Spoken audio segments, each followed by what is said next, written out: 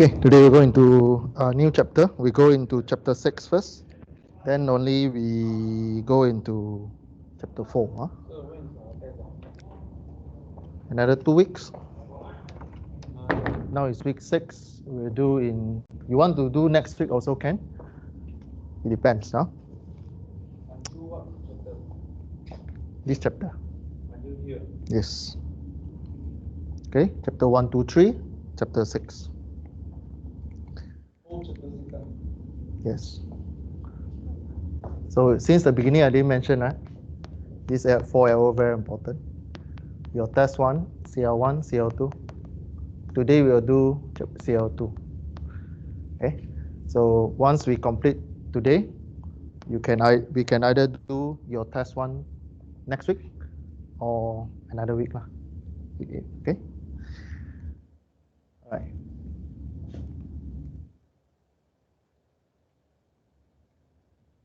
Today we go look into mechanical behavior. So we do 5 section: elastic behavior, stress strain, yield stress, tensile strength, and ductility. All right.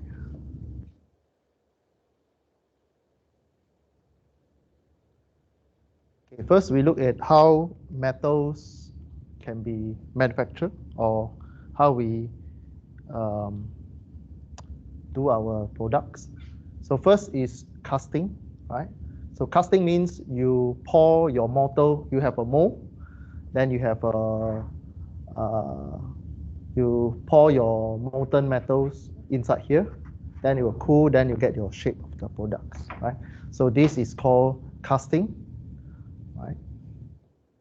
So the product that come out from this mold is called cast products, right? And the alloy, usually we use casting alloy. Yeah. So the example of the products, cast product, is your piston in your engine, automobile engine. All right, so let's look at this video. It's how people do. So this is the mold.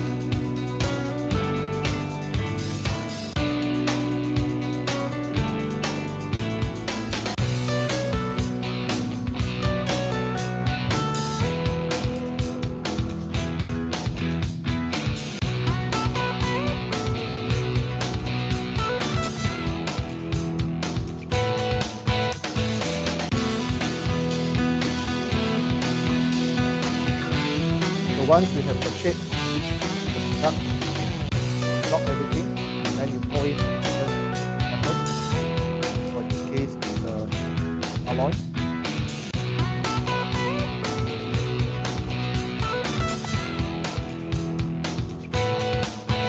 So this kind of design of this mold is very old, but we still need this kind of design.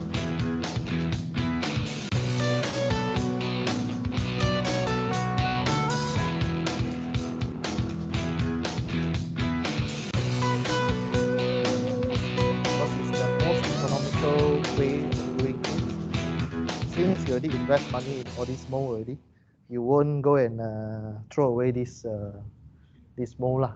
Okay. So and then the shape of the piston didn't change a lot, right? The change of the piston, unless you the whole world changed the usage of the engine, right? So it means that like China, nowadays they 10 cars on the road. I just come back from Guangzhou.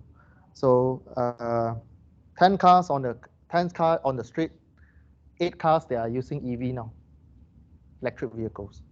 So those big piston they are still used in the very big vehicle trucks or in the ship, submarine, and all this, right? Those big machine.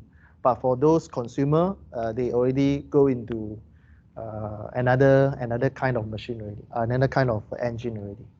Okay. Right. Now the first one is casting. Means you have a mold, you have the shape of that casing, then you pour. That's called casting. Another one is called rolling. Right. Rolling means you make a roti, your bread. You roll, then become the product that you do. Okay. Now, hot rolling ingot means the raw material with hot raw materials is called ingot, right? So hot rolling, the word hot rolling itself means the whole process you do it in a high temperature, right? So hot rolling, you use a starting sheet of the ingot and then you start to reduce the thickness. Means you have a set of roller. So pass number 1. So this is the original thickness from the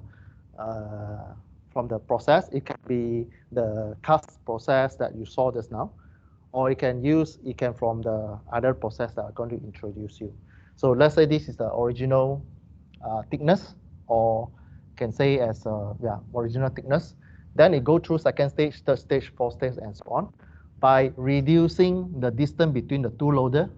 So you have some stress on the object itself. So then the thickness will reduce. Okay, so this is called hot rolling. The keyword here, hot, is linked to the temperature of the metal. Right, you do it while it's hot. When it's hot. Okay. Okay. So this is industrial schematic diagram. So we have, if you see here, you go through from the right to the left.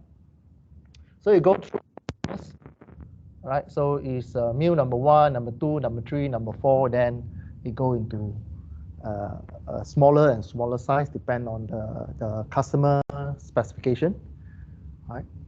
So the concept is to reduce the thickness for the hot rolling. Okay, hot rolling.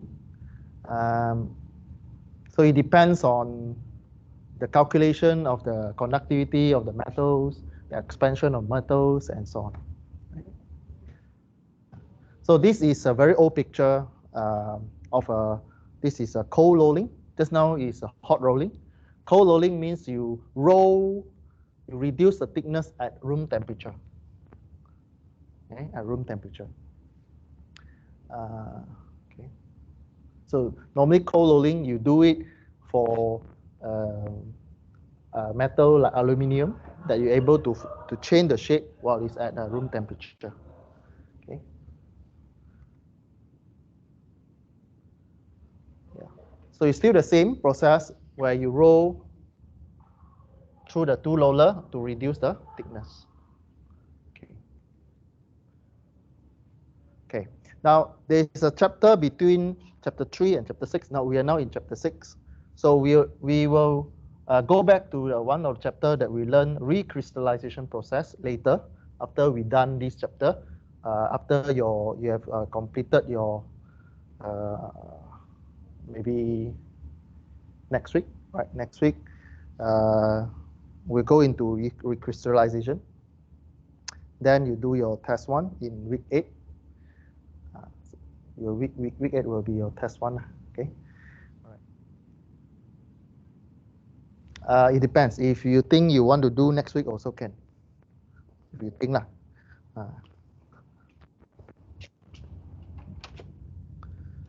Okay.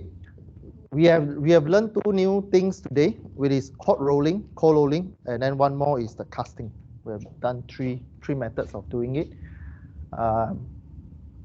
Okay. So there's a calculation of cold rolling. So basically, we have one calculation with this percentage of cold reduction. So percentage means you take the original thickness, then there's a comparison on the top of the calculation, right? You take initial minus the final thickness divided by the initial metal thickness, time 100 time 100%, you get percentage of cold reduction. Again, the word cold here, the process is done at the room temperature. Okay.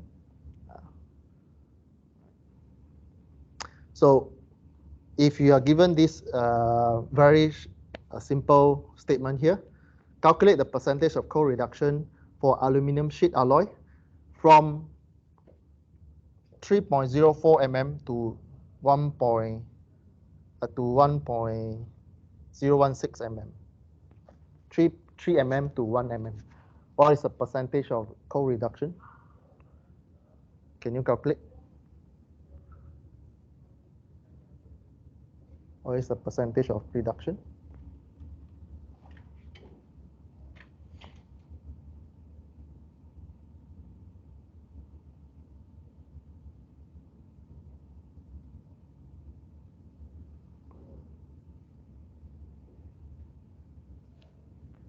How many percent?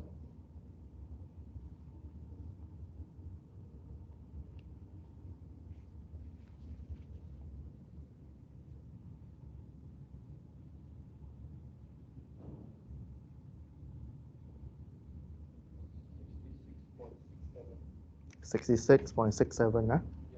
Or is this the same answer?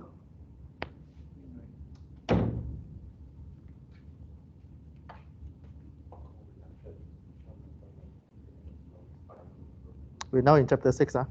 This one will be in your test one, huh? 6.6, huh?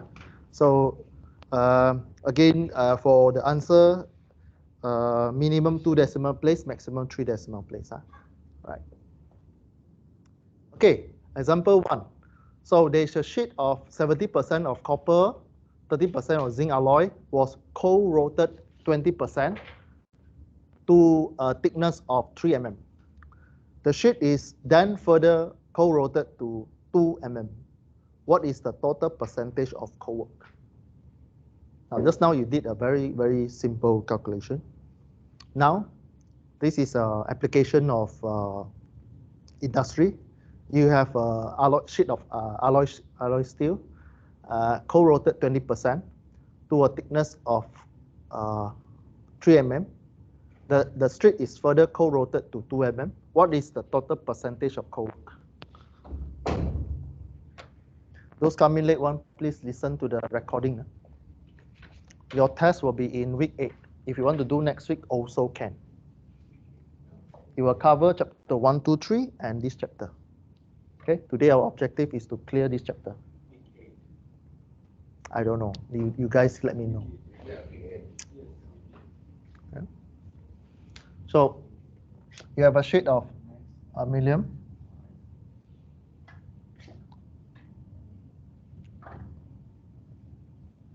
T0. Go through one stage. What is 20%? T1 is 3 mm. Then go to second stage.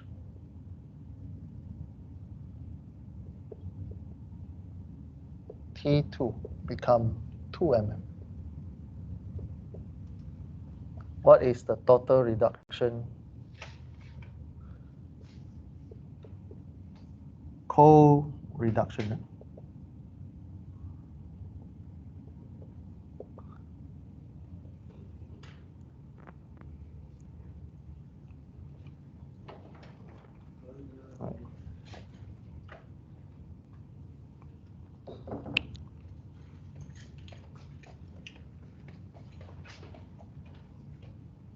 So what is the initial thickness?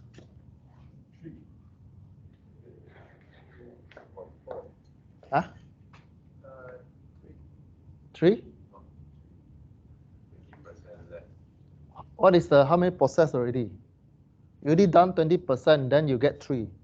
If your initial still 3, there's 0% of reduction.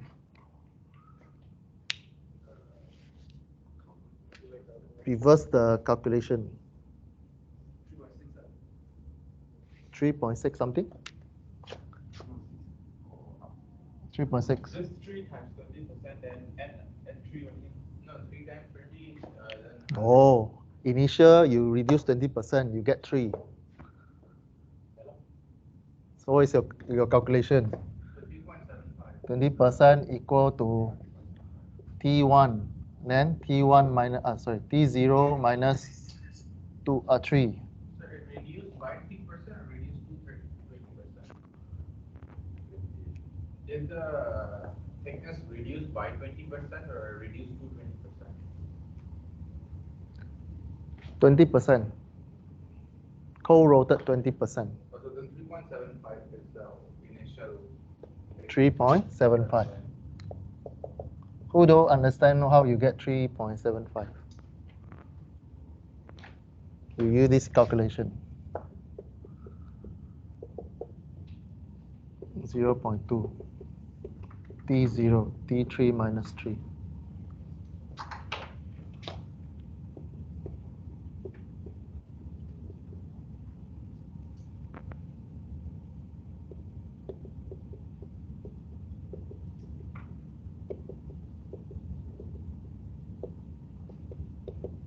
I don't know. You press calculator.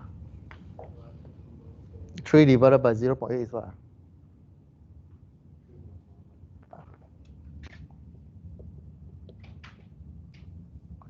Okay, don't fail your first test. First test is very, very easy question. Try to understand what is the question mentioned. Already tell you, chapter 1 and then chapter 3. Chapter 1, 2, 3, and then 6. 2 questions.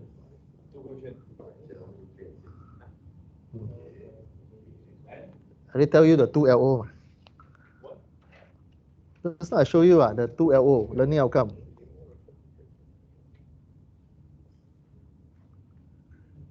Okay. So once you get this one, so what is the total reduction? We do the 2 millimeter over 3.75 times 100%. Yeah, what is the answer? What is the answer? 53.33%. 53. Okay. Okay, now we are still using this calculation, this formula. It's no complex calculation here. You are given percentage of co-reduction. All right, then you take this one. So you need to find the initial 3.75 mm that I explained on the whiteboard. Then you take 3.5 minus the final, which is 2 divided by your initial thickness. 46.6%, not 15 point something. Okay, so the question will be tricky, so read carefully that one. Okay, so we have done 3 process, casting, hot reduction, cold reduction, and 1 equation for cold reduction. Okay. Okay, the next one is extrusion. Extrusion means you pull the thing out from the mold, right? So extrusion, it means reduction in cross section. You know what is cross section, right? You cut the thing, that is the cross section. Right. So it can be a cube. You reduce it to a small cube, also same. So this is the area, cross section area. So when you do extrusion, you are not using this equation anymore. This is for co-rotated, but when it becomes extrusion, you reduce by force at the opening. So this is the illustration of extrusion.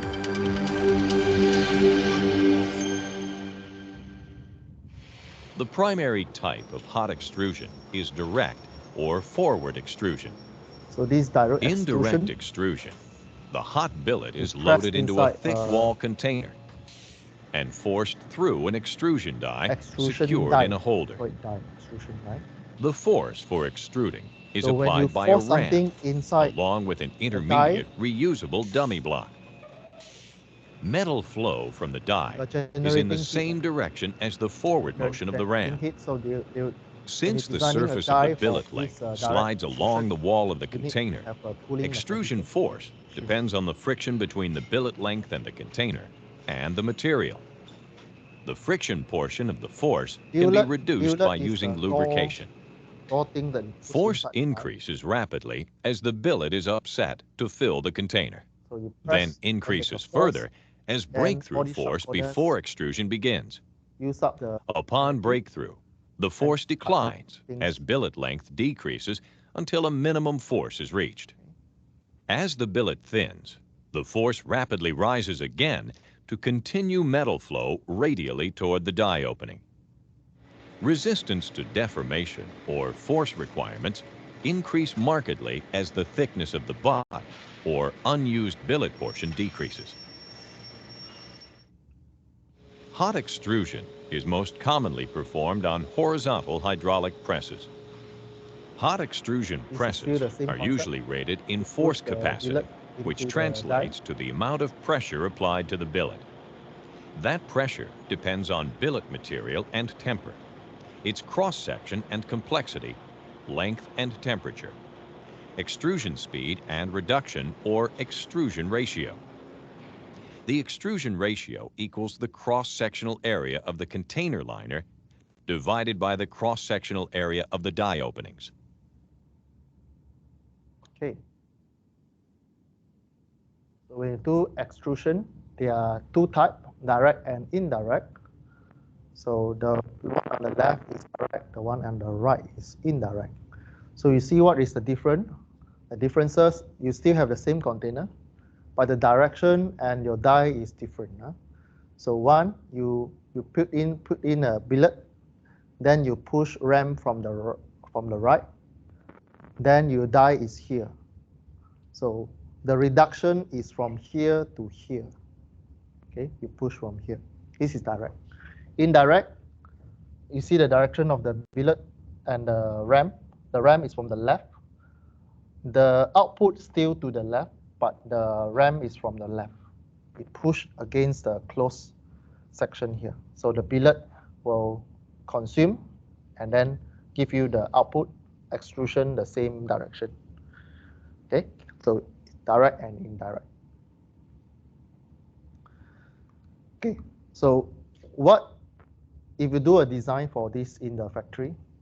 What is the factor you need to consider? You can use direct or indirect.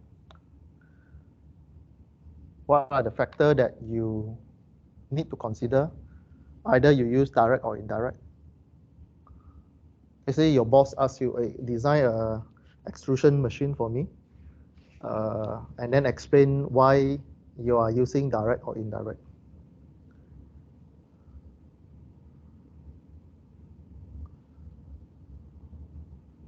What factor that you are consider when you design this kind of extrusion?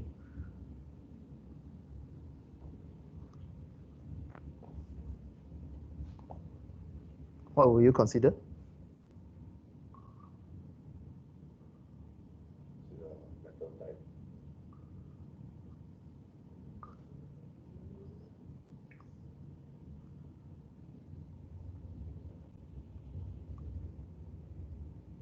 What factor that you consider when choosing the type of extrusion process in the factory floor?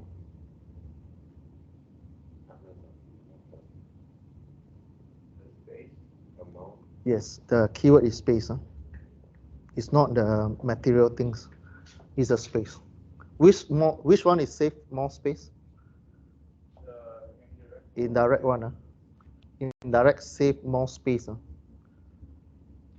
On the left direct, you need a longer space on the right and on the left. You need to put in the ram to release it. Put in the billet. You need a space to put in the billet. But this one, you only need the space to put in the billet. And then this one, you can extend to another one. Right? So another one is aluminum is cast and extruded. So this is combined with cast and extrusion.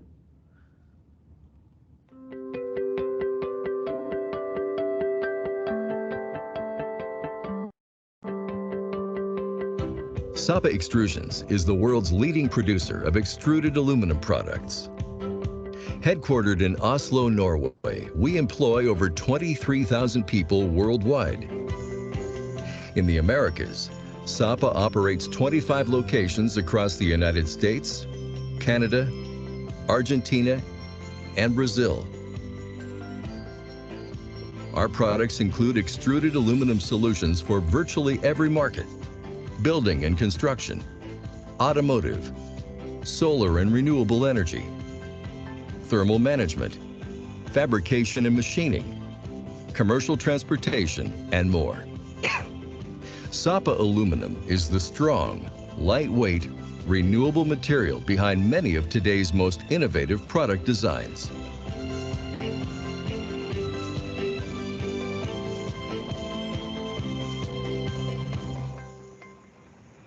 Aluminum extrusion is the process of using high pressure to force aluminum material through the shaped opening of a steel die, creating an extruded aluminum profile or shape. In brief, the heated aluminum billet is placed into a steel cylinder or container, then forced through the container by a ram under as much as 100,000 pounds per square inch of pressure. A die stack at the far end of the container holds the opening through which aluminum is extruded to form the desired shape. Once the material is extruded, it will be cooled by quenching, stretched for straightness, sawed to working lengths, and then inspected. Finally, the extrusion is aged to desired temper, tested for physical and chemical properties, further fabricated as required, and packed for shipment. Let's look at each step more closely. The extrusion process starts with the casting of aluminum alloy logs, which are made by melting high-purity aluminum along with purchased and in-house scrap and alloying elements, such as magnesium, silicon, copper, or manganese. For example, the primary alloying elements added to 6063 alloy are magnesium and silicon that form a compound called magnesium silicide, which gives the alloy strength. Here the furnace is being charged with aluminum. It is here that we introduce alloying elements to achieve the desired strength or other material characteristics of the alloy. The carefully controlled casting process uses spinning rotors to remove the unwanted gases. The liquid aluminum is also filtered to remove impurities.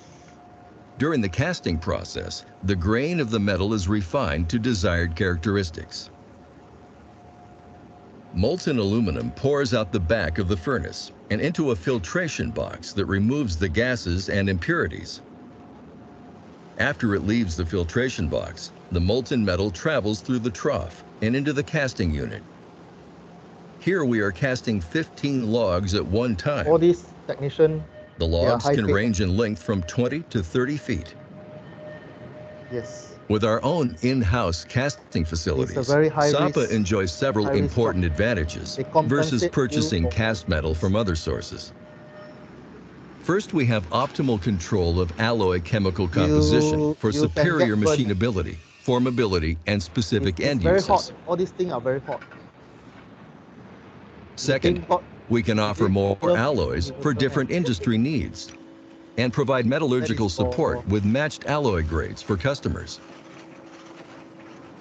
Finally, in-house casting allows us to offer expedited delivery of specialty products, thanks to our control of cast extrusion billet availability. Once the aluminum logs are cast, the next processing step is homogenization to improve the microstructure of the cast log. Homogenization is a high-temperature thermal process used for optimal extrudability and extrusion characteristics. After the cast logs are cooled from homogenization, the logs are then cut into shorter lengths called billets, which can vary in typical lengths from 20 inches to 50 inches long, depending on the finished part length. Prior to extruding, we reheat the billets to a temperature that makes the material malleable, and in the case of 6000 series alloys, to achieve the desired strength requirements. Depending on alloy temper requirements, the temperature may be 800 to 1000 degrees Fahrenheit. It is critical that the billet is heated uniformly throughout using gas-fired furnaces or induction heating. Besides the billets, we also need to heat the dies to a suitable temperature. Extruding hot billets through a cold die is dangerous and can result in a broken die.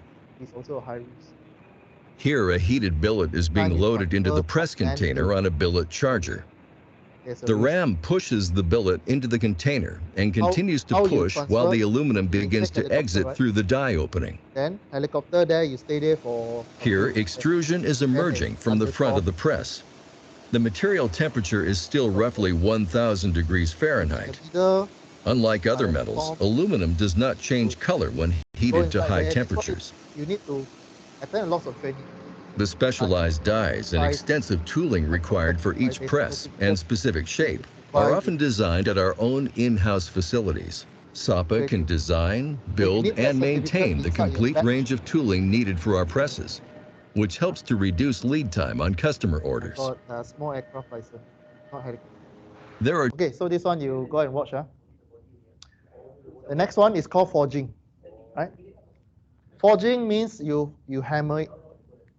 You hammer it, you press it, forging. So this is another video for forging. Forging can be by hammer.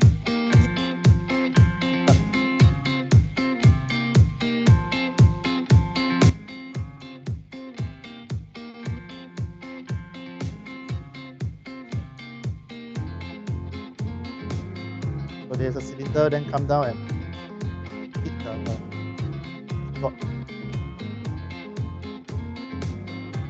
It's like the one process that make knife.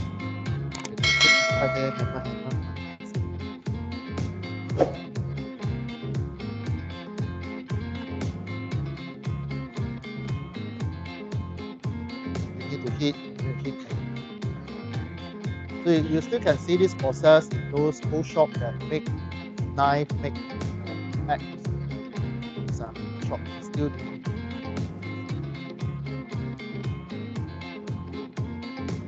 The other one is a closed die forging. Just now it's a direct hammer. This one got the shape die. When the thing comes down, it takes the form.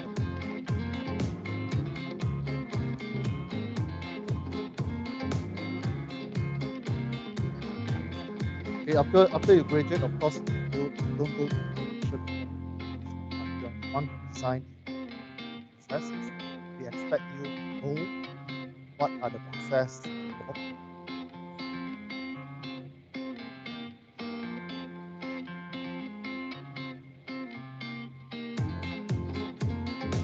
Yes, hammering part design. Press shape. This press. Because now it's hammering. Very traditional.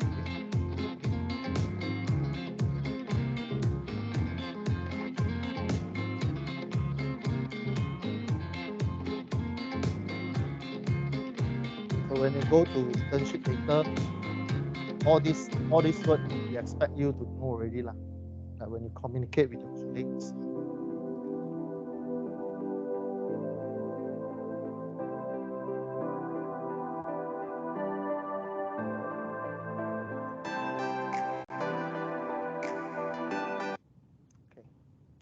So forging.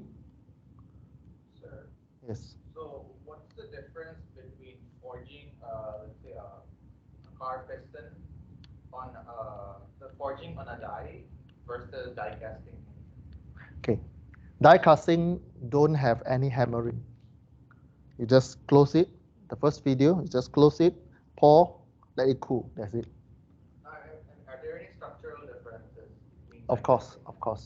Then you have a thermal curing and all this. But now we focus more on the process. Okay. So here you have an open die forging. There are few flat bottom V. V means the V shape. Salvage and V dies. It is this one. Okay. So the one that you see in the video is this one, closed die, on the piston shaft or this. Right? Yeah, there's a rod. It's once you do this one, is the piston rod. So the die is a shape. You have a male and female. No, like what is it made? Is it made of solid aluminum or something? What is it made of? Oh, this one. It can be carbon steel. It can be high strength alloy, right? Yeah. Okay. So another metal forming. This one is to make wire. Right? So make wire also same. They call drawing. It like if you like food, it's like people make noodles. You know, make noodles. The handmade noodles, Chinese one, Chinese noodle. So it's the same. It's called it's a drawing process, wire drawing process. So this is a cross section how you draw it. Means there is a die and then you pull from one side. After removal of the iron oxide layer, the wire is lubricated. A powered capstan draws it through a die, reducing the diameter. So further reduction can take place using extra dies. The drawn wire is finally wound on a spool. Then reduce again. This transformation elongates the wire. Reduce again. 1 meter of 5.5 millimeter wire rod can be drawn to 30 meters with 1 millimeter diameter, or 484 meters with 0.25 millimeters diameter. The process increases the tensile and yield strength while reducing ductility. Okay, so this is, you watch lah, huh? Okay, so this is another video where it's in the industry. So this is how they make the wire. This is the last station. So the video captures the last station.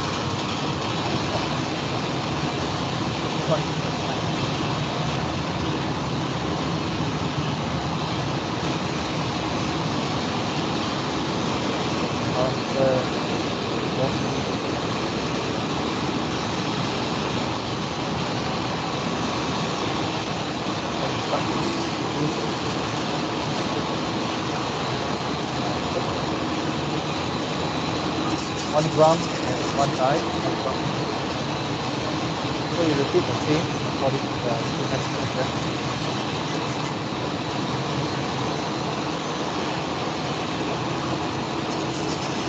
Okay, so when you work in the industry or school,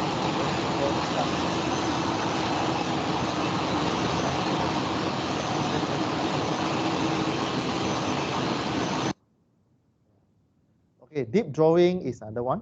Just now is a wire drawing. Wire drawing means you are producing wire. Don't confuse with wire drawing and deep drawing. Deep drawing is you make a cup or a vessel, right, or container.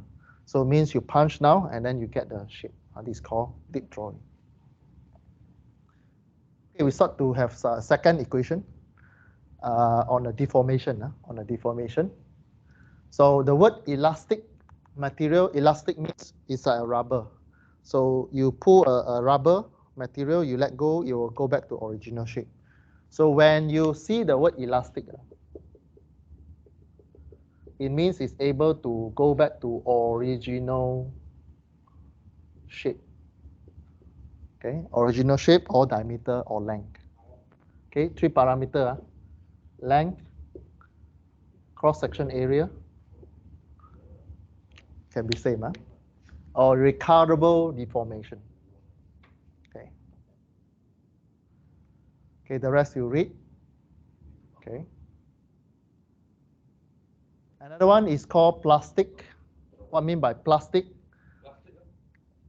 Elastic means can go back. Plastic means it's like a bubble gum. You pull, you let go, bubble gum cannot go back one, right? It will still stay at the last shape that you pull one.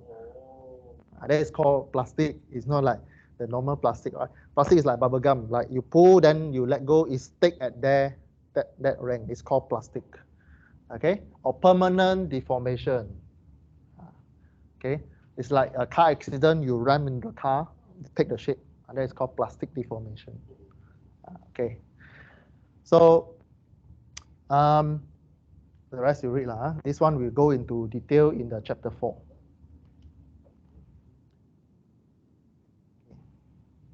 So there are few forces. First, unloaded. Second one, tensile. Tensile means you pull at both ends. This is called tensile force. Compression force means the arrow pointing in. Okay. One thing that is not inside this diagram is that the force must go through the axle, must go through the center axle. If the force is going along the axle, it's called compression force or load. So there are two terms here. If you see load, the load is in Newton. Means is it can be Newton over meter square and so on. Load is load, and then force is force. Force and load is different. Force is in Newton. F. Pressure is force divided by area that we will see in the next slides. So what is important when you do analysis, please go to the object and draw center line first. And the force must be 90 degrees to the surface. This is called compression force or compression loading. If it's tensile, two arrow pointing out is called tensile, go through the axial axis. Okay. Then you do bending. Shear. What is shear? You know what is shear, right? Okay. What is shear? Shear is when, okay,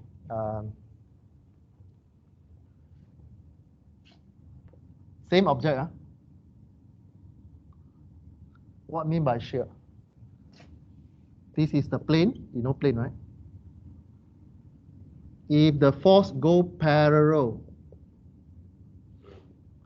to the surface area, this is called shear.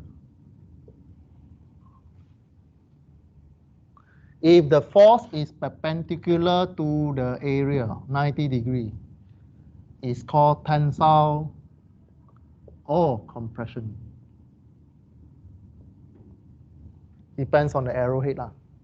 If the arrow pull out, it's tensile, point in is compression. But if the force is parallel, then it becomes shear. The action is called shear. It can be shear load, it can be shear force, shear pressure, and so on. If you use a shear, it means go parallel to the surface. So if the normal you cut paper, the scissor you cut paper is a shear force. You cut the things means shear. So or you tear the things, also shear. Torsion you twist the things opposite direction. The both end must different direction. Then combined loading means you have a torsion, you have a compression, and so on. You will take finite element analysis. You will do a lot of bending analysis, but not in this module. Okay. Now, we start to introduce you what it means stress, the word stress. Stress is different from load, it's different from force. Stress, the word stress is equivalent to pressure. The stress word itself is equivalent to pressure. So you learn in physics what is pressure? Force divided by area. Pressure. Okay, means this surface, there's a force acting on this surface, is called pressure. Okay. Engineering stress, the first stress that we introduce you. If you look at this diagram, what is the type of stress? Is it tensile or compression? What's tensile? So when you do metals, you pull both ends like you did in your experiment. Or you pull, there is a change of elongation or length. Okay, so you have an original area and you have an original length. Okay, let's say this original length. And when you under the tensile loading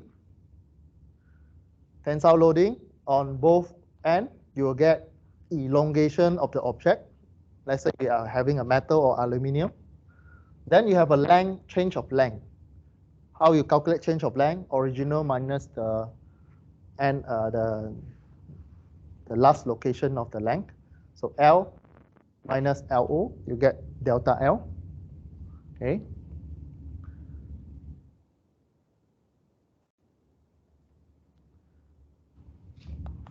Second equation for today. The first one is the percentage of reduction.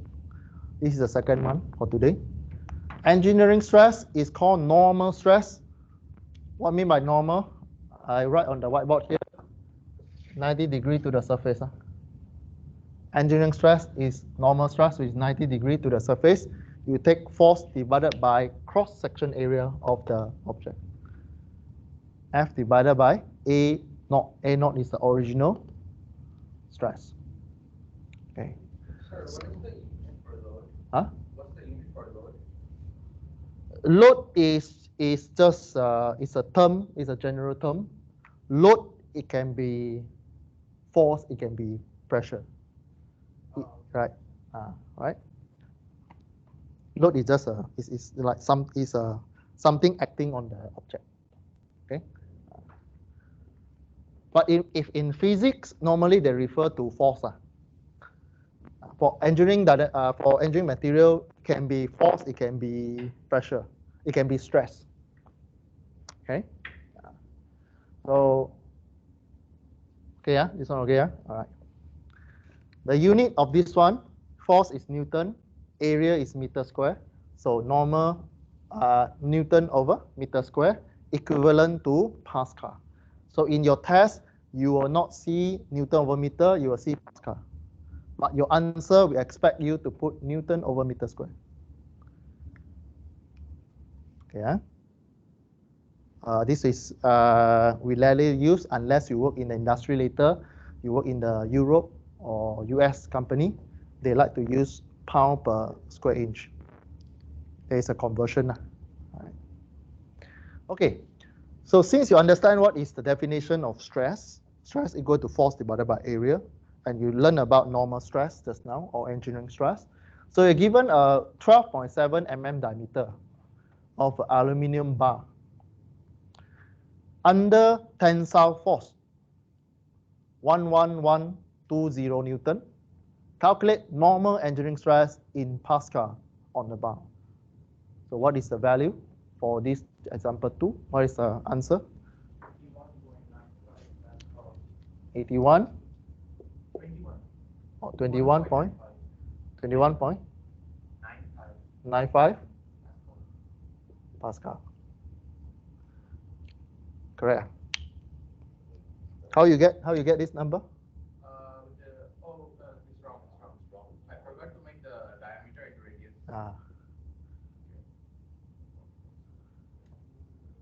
So 11120 divided by area. What is the area of that diameter? 87 point something lah, Oscar. Who don't understand how you get 87 lah? Okay, nah? Okay, so you again this kind of question, you come up with the general equation first. You write general equation, you get 1 mark, then you substitute value. So force, then you get area, pi r square or pi d square divided by 4. Unit is in meter. Remember to change the unit into unit SI before you proceed. Okay. How you get area? Yeah, it's a diameter. It gives you hints already. It's a round object. Okay. So once you do, it's 87.78 megapascal.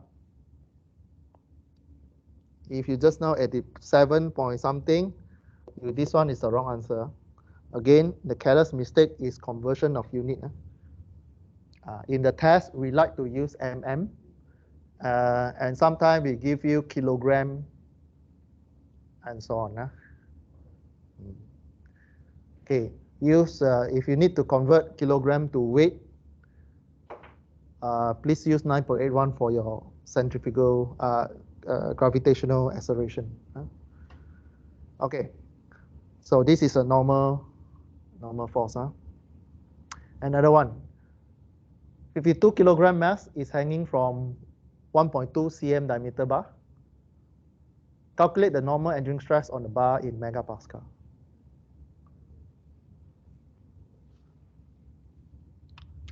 You understand?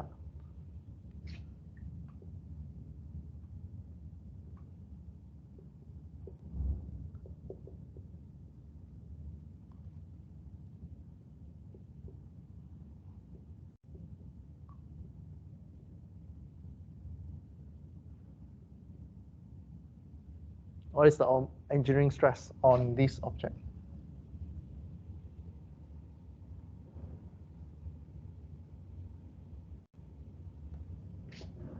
You learned static already, right? Or you're taking static now? Okay. Static now, you know how to draw free body diagram already, right? 200 mega. How you calculate? So this is a tensile or compression? Tensile loading or tensile is a tensile what? Is a tensile or compression? Tensile, huh? Yeah, so I did mass times 9.1 for weight.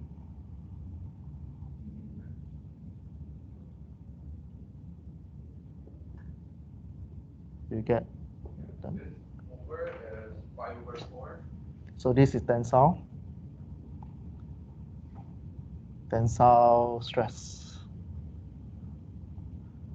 force divided by area, 90 degree. Force and the area is 90 degree. So the force is the weight, and for area, like 5/4, and then diameter over 100 to convert into. What is the diameter? Diameter is 0.0125 meters. 0.125 meter. 0.01.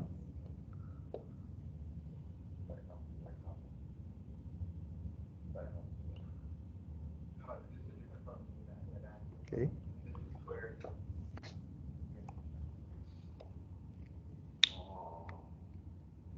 Okay. What is the answer? Kilopascal. Megapascal. Agree? Everyone get 200 megapascal? Try to understand. How many significant figures do we have to A minimum 2.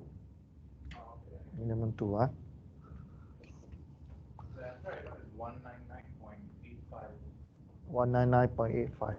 Okay. Okay, put in the information F equal to MA, F divided by A. Stress, you write engineering stress or normal stress equal to force divided by area. Okay. You get the force that pulling the object, which is 24500 Newton divided by the area. Again, use unit SI. You use unit SI. In this question, example 3, you are given centimeter. Okay. 200 megapascal. Okay. So we go a little bit more, then we have a short break. Okay. Another one is called strain. Just now it's engineering stress. Now we go for engineering stress. Now, I find most of the 1 or 2 students, they were confused with strain and stress.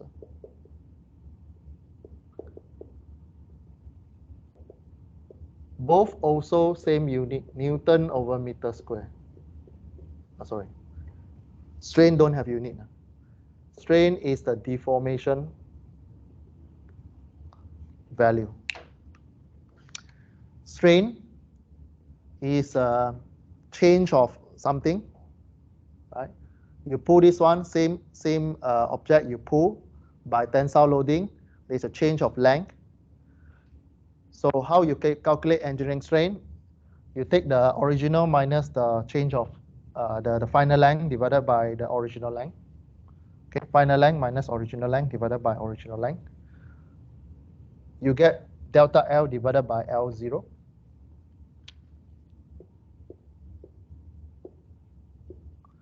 Again, this is deformation. Besides changing length, what is the behavior of the metals when you pull in your experiment? What do you see? The radius will change. Or there are two definitions for strain. One is in terms of length, one is in terms of diameter. Or area. Cross-section area, I mean. Okay? Okay, so there are two definitions as long as it's a ratio of deformation. What ratio you take? You take the changes divided by original. So the change of length divided by original length, the changes of diameter divided by original diameter, same. This value is the same when you convert to the area because it's a pi r square or pi d square divided by 4c. Okay. The concept is still you take changes divided by original. Okay. What is a unit?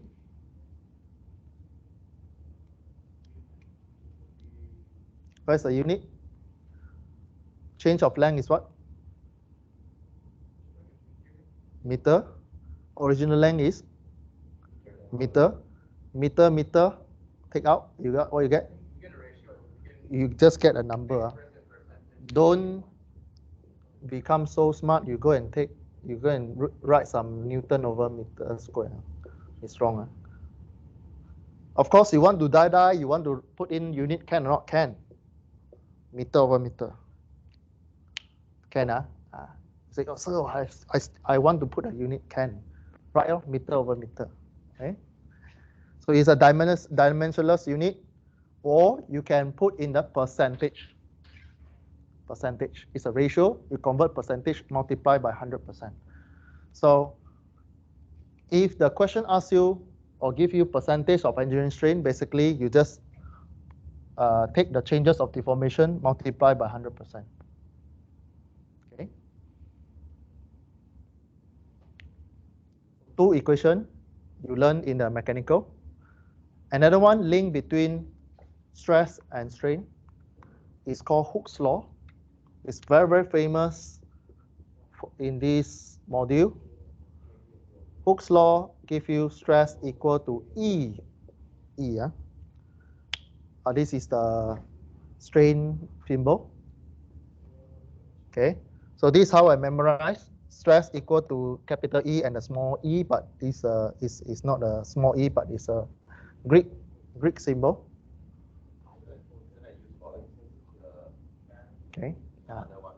All right. So this is called Hooke's law. If they see the question about engineering mechanics, or you see in the test 1, question 2, write this equation, you get 1 mark. This is stress. This is strain. How to write the strain symbol? Like that.